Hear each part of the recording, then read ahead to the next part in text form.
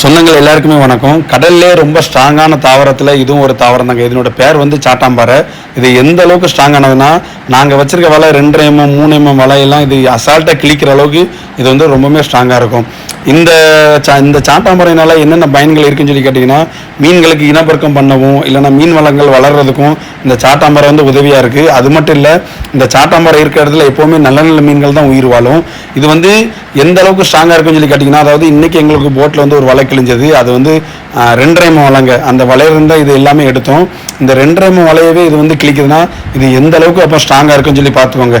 இது ஆல்ரெடி கிழிஞ்ச வலையை நாங்கள் கட்டி போட்டிருக்கோம். இதிலேருந்து நாங்கள் இதை எடுத்தோம். இதனுடைய மூட்டு பகுதியெலாம் பார்த்தீங்கன்னா அதை விடையுமே ஸ்ட்ராங்காக இருக்கும்.